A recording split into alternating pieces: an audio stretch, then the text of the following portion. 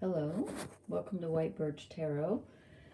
I'm attempting to record on my iPad and see if I can upload this to YouTube, so we will see what happens. I feel all out of practice here, and I have new cards, so anyway, I'm going to start. I'm already mixed up because I had 2 quotes chosen for you, and now I can only find one, so we're going to go with 1 quote tonight. It's from the poet Rumi, whom I quote very frequently because he was amazing. He said, "Wherever you stand, be the soul of that place." That's a good one for all the planets we have in Taurus right now. So speaking of the astrology, and I'm so sorry I missed the eclipse in Scorpio. I've missed so much. But you know what? There's always astrology going on in the sky. That's the neat thing. There's always something. So right now, I would say the most important thing that's happening is Jupiter, which is at the beginning of Taurus, which is an earth sign, is getting ready to be exactly conjunct. They're already 1 degree apart, so I'm going to say it's a conjunction. So for like this week and next week, for like 2 weeks, Jupiter is conjunct the north nodes at the beginning of Taurus. Jupiter expands everything that it touches. It also deals with philosophy and higher learning, and it can be your belief system. And the north nodes are kind of like what your goal is in this lifetime. You may not even know it, but it's kind of like the direction in which you need to move to accomplish what your soul wanted to accomplish during this life. So you may feel a sense of wishing that you knew what you wanted to do with your life, or you may actually realize what you want to do. And since this is happening in the sign of Taurus, which is an earth sign, as I mentioned, you may actually be able to manifest that. This is a great time for manifesting. So that could be on your mind right now. You could be thinking about, what am I really here to do, and can I do it? And I would say this would be a good time that, yeah, you might be able to. So I have a new deck of cards. They are called Ethereal, and I think they're beautiful. They have a gilt edge, which I think is really cool. And even the back of them is just, the artwork is stunning. Now, I have one thing to say about them. They're a little on the dark side. And if you didn't know tarot meanings, it would be kind of difficult to figure them out from these cards, I think. But I'm going to try. Let's see if I can. Probably shouldn't have started with these my first night back since I'm out of practice a little bit, but they are gorgeous. I've done the Celtic cross, and so let's just see what happens. And I was kind of thinking as I was shuffling, I was kind of thinking of for people to have an idea in their mind of like a question that they want to ask. I should have said that first so you could, I don't know how to pause this so without ruining it. So if you have something that you're dealing with or that's perplexing you right now, you might want to bring that to mind. So this is the card that I drew for us. And these are very tall cards, so I can't even get the whole card in, but isn't that gorgeous? I think anyway. They're very dark, but they're really pretty. They're even prettier in person. I wish I could get the full. Can you see? Never mind. Okay, we got the 10 of Pentacles. I mean, nothing is earthier than the 10 of Pentacles. This tells me that wherever you are, you have a treasure, and you may not even know it. And Taurus can rule your possessions, and it can also rule the things you have inside you that you don't even realize, like your sense of self-worth, your self-esteem, your abilities. Taurus is what you have inside and outside. And the reason I'm bringing up Taurus is because we just had so many planets in Taurus. And Uranus is still in Taurus. It's at 19 degrees. So we have 3 Jupiter, North nodes, and Uranus still in Taurus, and that's a lot of Earth energy. So there's something that you have that you may not even realize, but you are standing on a treasure. Okay, so what is crossing us? And I drew the 5 of Wands, conflict, struggle. Now this could be This could be a conflict that you're having with someone else, or it could be a conflict you're having with parts of your own self inside, or it could be both. Because oftentimes when we're not really comfortable inside, it comes out in our behavior, and we draw people to us that reflect that because they're like mirrors for us. And we could get in some arguments because we're not feeling settled inside. That's what is crossing us. Okay, and then I asked, what is this whole thing based on? That's the cards at the bottom of the Celtic Cross. And see, these cards they're a little on the dark side, but they're just pretty. Okay, so I drew the Queen of Swords. 2 came out. Both swords. 2 of Swords and Queen of Swords. Okay, so the 2 of Swords is where you reach an impasse. Like you have 2 separate ideas, and half of you wants to go one way and half of you wants to go the other way, and you're at an impasse and you just feel like you're stuck because both ideas seem right to you, and it's indecision, and it can be a way of kind of self-sabotaging as well.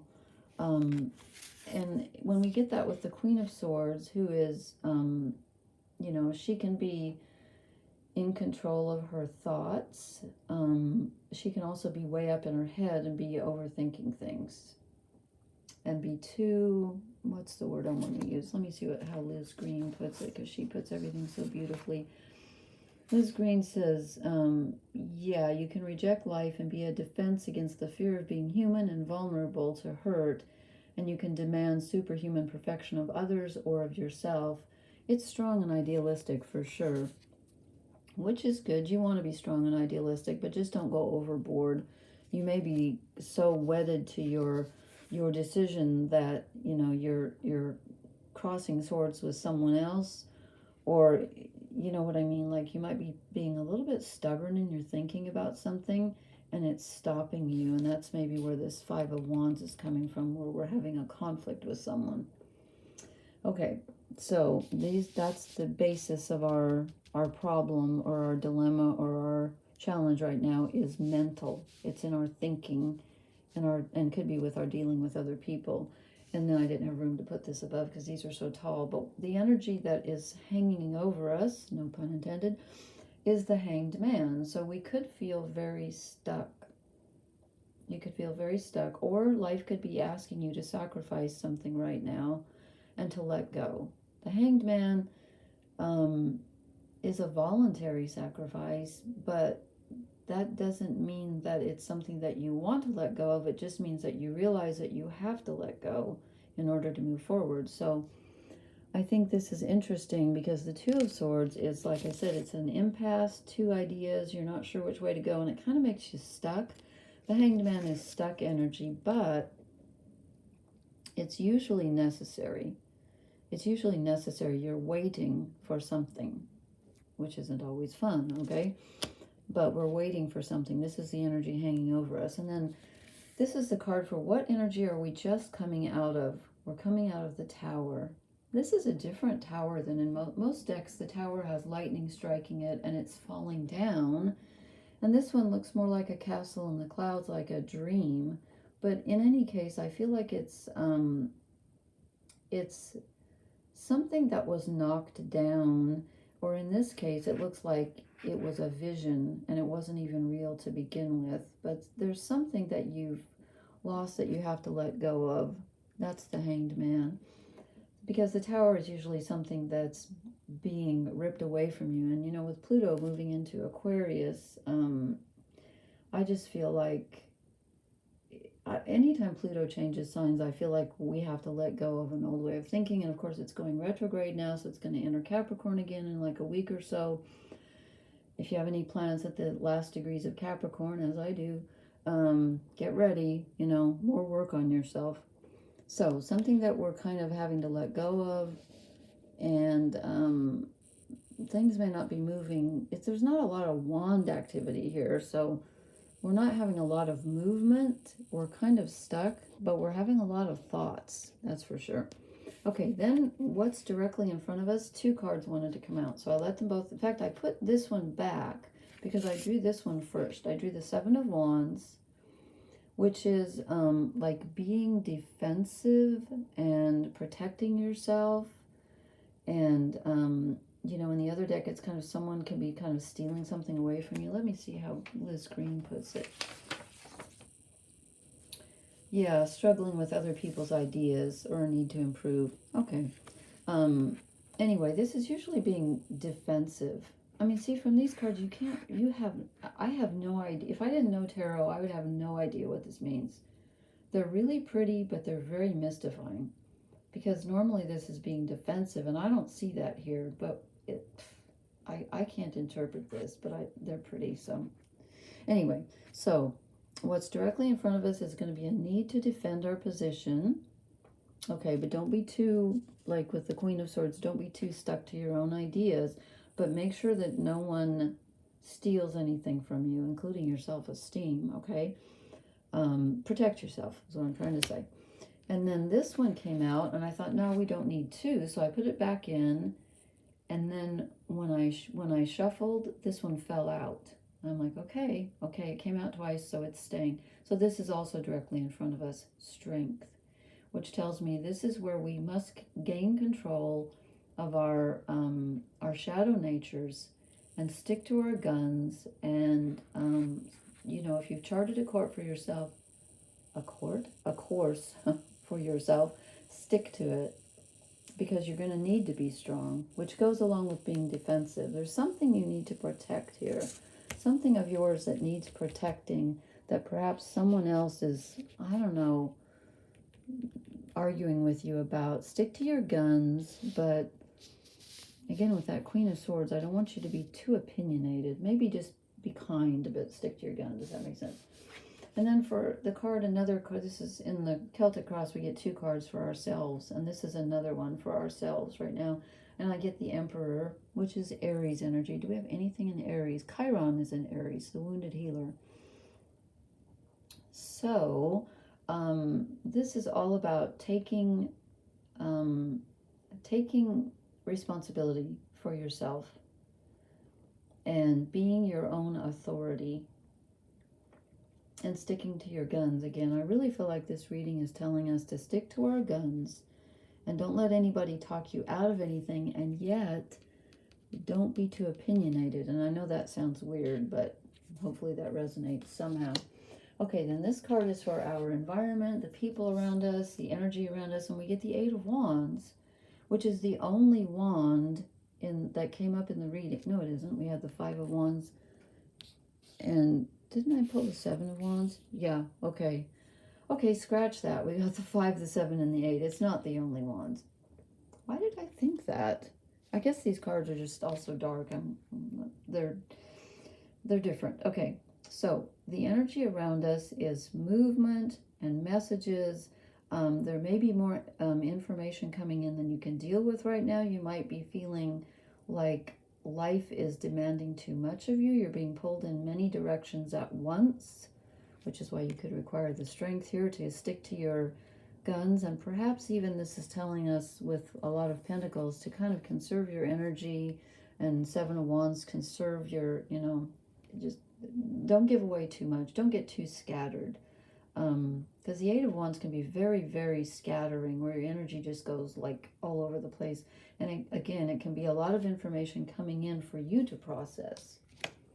Okay, what are our hopes and fears? Well, we get the 6 of Pentacles, which is the card of victory and being given something. So we're hoping that it almost feels like we're in an argument with someone. We're in a fight. Is it with ourselves or someone else or both? I don't know. But we're hoping that we win. Of course we are. Why wouldn't we? Aren't these cards gorgeous, though? But again, I mean, like, to me, the 6 of Pentacles looks extremely like the 10 of Pentacles. There's money in the woods, okay? So I'm not telling you to go out and dig up the backyard, but that's my only complaint about these cards. They're not very descriptive, but they are beautiful. So you're hoping for victory. And again, it could be victory over some part of yourself that you're struggling with, or victory with another person. What is the outcome? More Pentacles. Goodness. The Queen of Pentacles. This is someone who is in control of her self-worth, her self-esteem, and her possessions, including finances and everything else. So this is a time when you need to be very clear about what you've got and what you're willing to, what's worth defending is what I'm going to say right now. What is worth defending and hanging on to? Because pentacles can be kind of, I'm not going to use the word stingy, but, you know, I mean, if you start getting too caught up in what do I have, then you don't want to give it away. But I feel like this is a very strange yet important reading, and it's kind of difficult to put together. But at any rate, we are being asked to put everything on pause right now and be the emperor of our own fate, you know, be the captain of your own ship right here, and be protective of what you've got. And yet, somehow I feel like we're being asked to wait and trust. I hope this makes some sense. I was a little worried about using these cards because they're new, and like I said, I think they're gorgeous, but it's going to take me a while to get used to them because they're just not very descriptive. But so the whole thing is based on ideas and thinking and communication. This is swords, rules, communication as well. So again, it could be something inside yourself that you're thinking. It can also be based on a communication with someone else, and that could be paused right now through no fault of your own. But again, it looks like you're going to be a little bit defensive with the Seven of Wands right in front of us in strength. So stick to your guns. Hope that's helpful. Let me draw some oracle cards and see if we can clarify. And I sure hope I can upload this because I'm going to be really frustrated. I did the best reading that night that it wouldn't post. I was so mad.